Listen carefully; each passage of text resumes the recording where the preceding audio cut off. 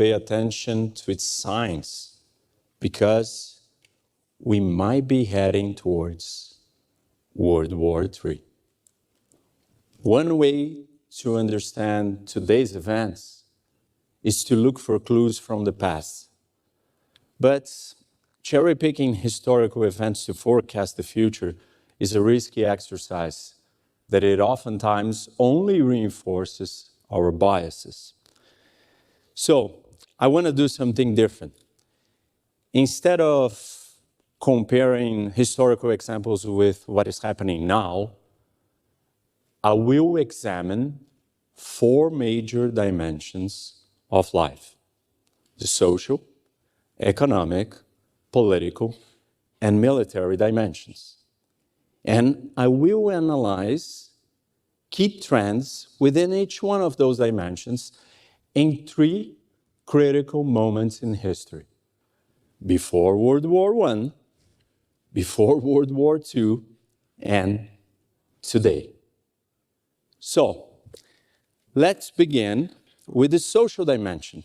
And there are many factors that shape societies, but I want to focus on how technological innovations have produced social anxieties and destabilized societies throughout history.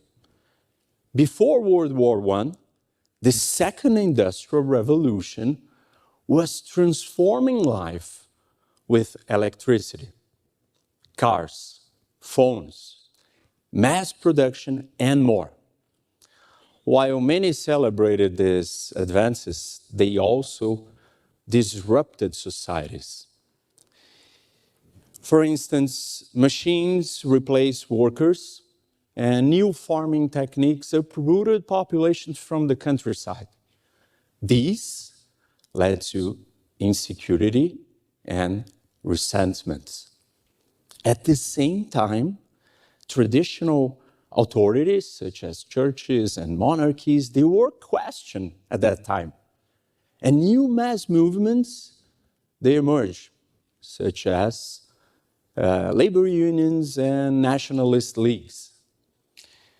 People were afraid that progress was shaking the very foundation of societies. Moving a little bit ahead in the interwar years before World War II, technology continued to affect life. The word robot was even coined in 1921, and it symbolizes fears of possibly machines substituting human jobs. At the same time, or a little bit later, the famous economist John Maynard Keynes warned us in 1930 of a new disease, namely technological unemployment. During this period, we had communications revolutions that completely changed public discourse. So these media became powerful tools for propaganda, polarizing politics, and amplifying social fears. Traditionalists at that time, they were worried that modern culture was simply eroding tradition, family, and religion. Today, we are going through a technological revolution driven by AI, digital media, and social platforms.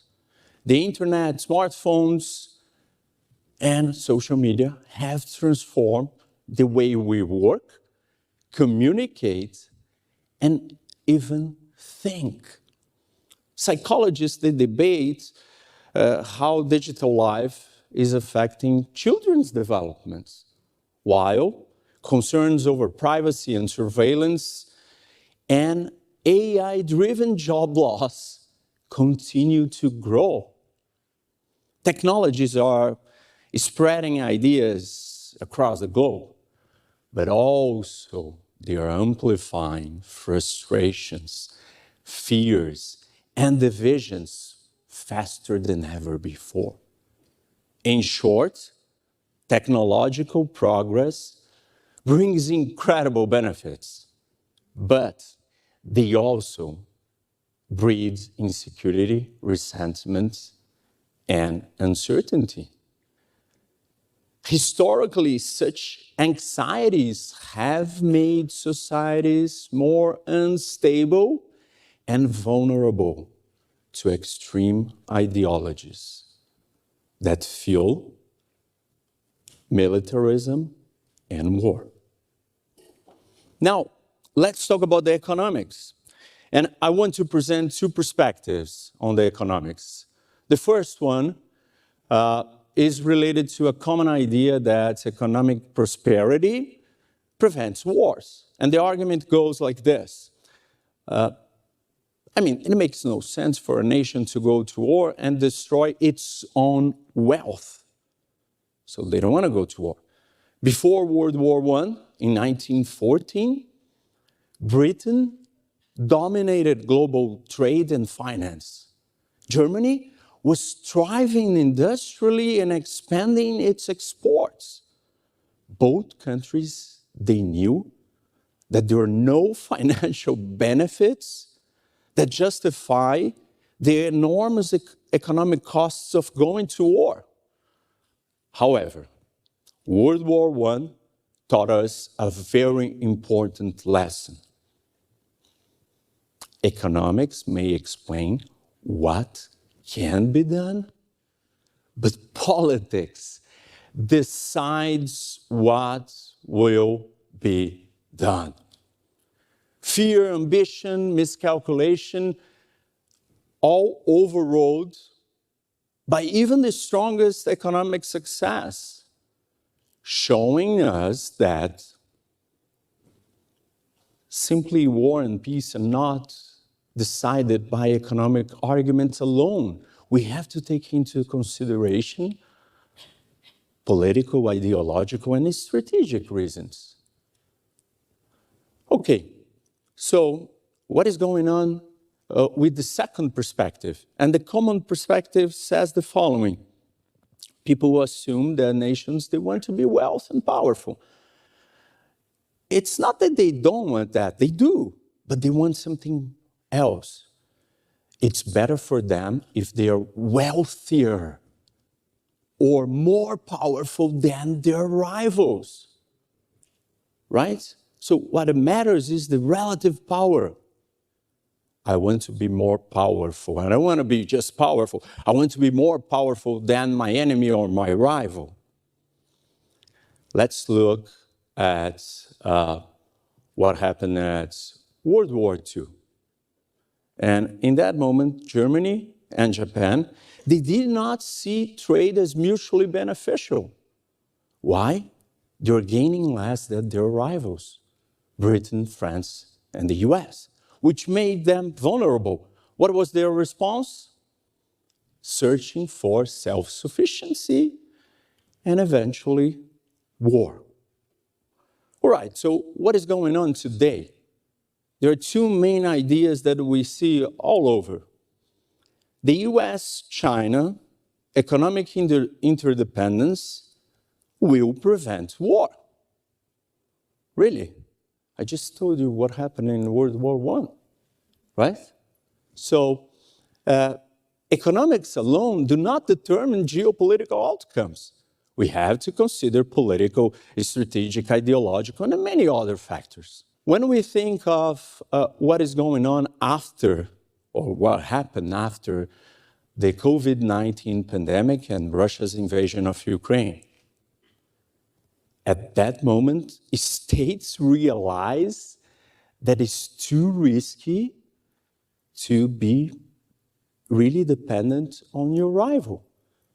So as nations reassess today their economic dependencies, they are all moving towards one thing, or actually two: self-sufficiency and economic nationalism, just like before World War II. History reminds us that wars are not only caused by economic situations, but we have to take into consideration political factors and relative power. All right, so let's go to the political dimension. Here, I want to talk about polarization. And polarization not only divides societies, but ultimately, it might destroy the political order. Polarization comes in many forms. Divided media, political battles, legislative deadlocks, contested elections, and its worst form, political violence. And that's when armed groups emerged because they don't trust institutions to resolve the disputes of society. What do we have in World War I? Before that, actually. In the Balkans, there is deep polarization and many nationalist movements clashing against the Austro-Hungarian Empire. And that led to the Serbian group, the secret Serbian group, Black Hand, to assassinate the Archduke Franz Ferdinand in 1914, which wasn't an isolated event. It was the result of years of political violence in a fractured society that triggered World War I. Now, what do we have before World War II? The same situation. Germany. The Weimar Republic was struggling with escalating polarization, and violence became common. Assassinations of key political figures, such as the finance minister in 1921 and the foreign minister in 1922, they demonstrated this. Soon, at that time, all political factions, from the right, the center, and the left, they had their own militias. And obviously, this brought instability, and we know the rise of authoritarianism and World War II. What do we have today? Very interesting and scary in some ways. January 6, 2021. The attack on U.S. Capitol. Some Trump supporters contested the result of the election. That is a clear example where polarization became violent. More recently, several assassination attempts against President Trump. Polarization and violence in the United States is coming from all sides. But this is not only the US. Let's look at Germany. There's a deep surge or a big surge in political violence in Germany. Over the last 5 years, more than 10,000 attacks on politicians. While the far-right supporters of AfD have committed a lot of attacks against other politicians, the politicians from AfD themselves, they are frequent targets for this political violence. As you can see, the signs are really big, and when we analyze what history shows us, we realize that once armed groups emerge, compromise becomes impossible and conflict inevitable. If polarization nowadays has reached this level, society or the political order is on the brink of collapse. Now let's go to the final dimension, the military dimension. And here I want to focus on alliances, because they are key to understand how conflicts become worldwide disasters. Wars, or world wars, they don't start as global wars. They begin as regional wars. And then a regional problem becomes this big problem because of the alliances. Let's take a look at World War I before that. We had a dispute between Austria and Serbia, and because of the alliance, it escalated to become an European war. And once Britain joined, it became a global war. The same thing happened in World War II. We had 3 regional conflicts, separated conflicts, initiated by 3 different countries. Germany won an hegemony in Europe. Italy sought an empire in the Mediterranean and Africa, and Japan wanted to control China and Asia Pacific. World War II only became a world war when the United States entered the war after the Pearl Harbor attack. So, how is this related to today? We already have 2 regional wars. Russia in Ukraine and Iran with its proxies wars in the Middle East. And the third one is taking shape as China aims to take Taiwan. Maybe in that third theater, we're going to see more countries joining. And then, as in World War II, we're going to have 3 regional conflicts that become a global war.